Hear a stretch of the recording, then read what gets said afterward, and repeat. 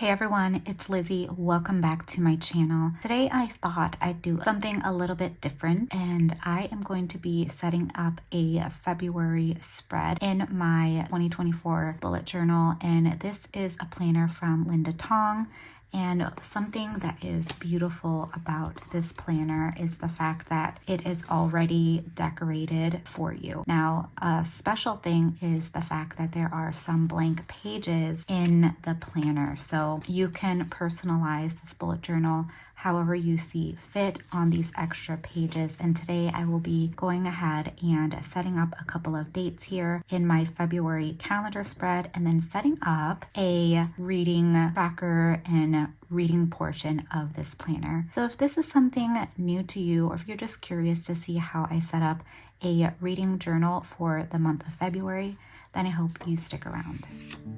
So the first thing I want to show you is I marked out some dates of events and birthdays and just different things that are coming up in February, like my sister's birthday, my stepdad's birthday, and also my new work schedule. So I made a note on the sidebar here just so I can remind myself of what my new schedule is. So now on to decorating the reading section of my planner. I have some of these scrapbook paper that one of my friends gave me because we had a little craft night. So I wanted to use this as a little border on these two sheets here.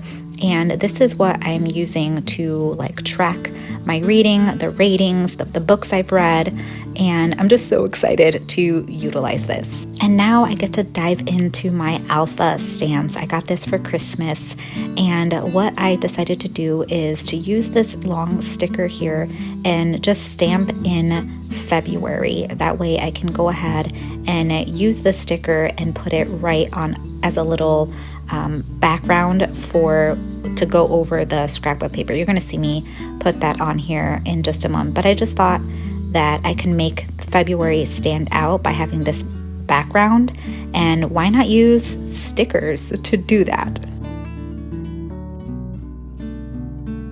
Now, this is the very first time I'm actually setting up a reading journal section in my planner.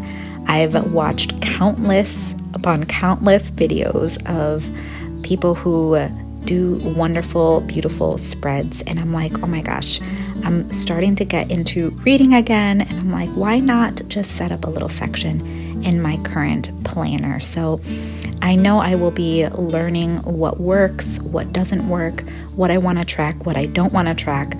So this is kind of my little trial process, but let me know if there is anything that you add in your reading journal for tracking purposes, and I can maybe look into seeing if that could apply for me as well. So I wanted to have a section here for my book ratings. There are a lot of times where I don't know how to rate a book. I don't ever want to give something a 1-star, but if I really did not enjoy it at all, and I was just not interested in the storyline or the characters, or I don't know, if it just wasn't for me, that is what would be a 1-star for me. So I just made a little note here for how I will be rating my books. Now these highlighters, you guys, I should have done a test on one of the pages just to make sure that there was no bleeding, and I did not. So you will see what had happened to the backside of this, because there was indeed bleeding. But I did fix it, and I'll show you how I managed to do so. But I am doing a little section. See, yep, you saw that. I was so upset. But I changed to my midliners. So I am doing a section for hopefuls, and when I do put down a book, that means that I did read it, and I'll go ahead and read it. So how I'm fixing the other side is I'm just using the dot grid stickers, and I'm just kind of covering my little error that I did here on the other side. And I think it turned out pretty good. So if this ever happens to you, try this out and see how it works.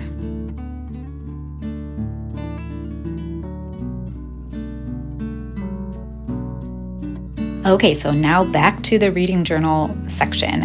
So I have this thermal printer and I just printed out some of the books that I am currently reading, and I'm just using them to size out the little border here on this page. So that way when I do finish a book, I'll go ahead and I'll just tape it down and I'll be able to rate it.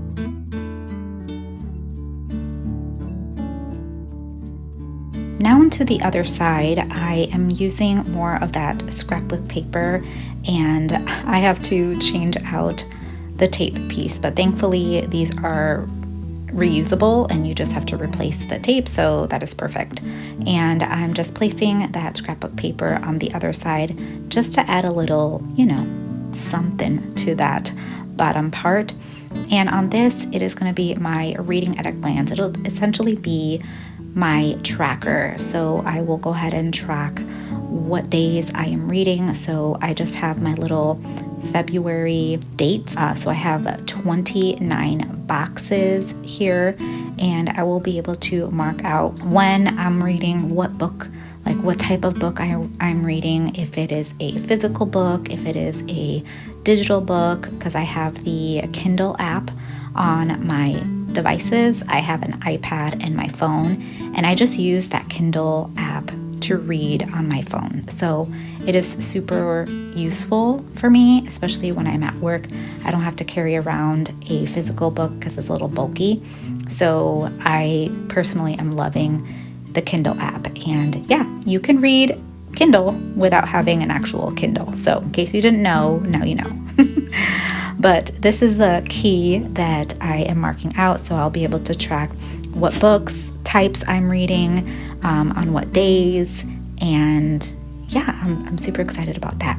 And then in the bottom, I had thought I want to see what books I've purchased in the month and what books I've borrowed. So I currently have yet to get a library card here in the state that I live in. If you don't know, I recently moved, and I still am in need to get a library card because there's the Libby app and all of these wonderful things and money-saving hacks for having a library card. So I have to get my hands on one. So I want to mark out the books that I have borrowed. That way I know I am not spending money all of the time on books. This is my newfound hobby, and I am just loving every minute of it. So now these next 2 pages, I'm using some more of the scrapbook paper as a border, and I'm marking out one of the pages as anticipated reads. I am going to use this as I know books will be released, or I follow some of the authors that I've loved their novels so much. So whenever they announce like a release, I will go ahead and just mark it down here. So I'll probably do the little border in the future or make a list. I'm still unsure. That's why I left it blank. And then on the last page, it is my book of the month, not the actual like book of the month subscription or anything. This is what I am selecting as my favorite read, which is like the book of the month, So that's what I'm going to put on this last page, just so I know. And I can rank like what was my favorite read of that month. And I thought I liked this washi, the little gold foiled washi. I ended up changing the next page because I didn't really like how it looked. It just wasn't doing it for me. So yeah, you see me remove it.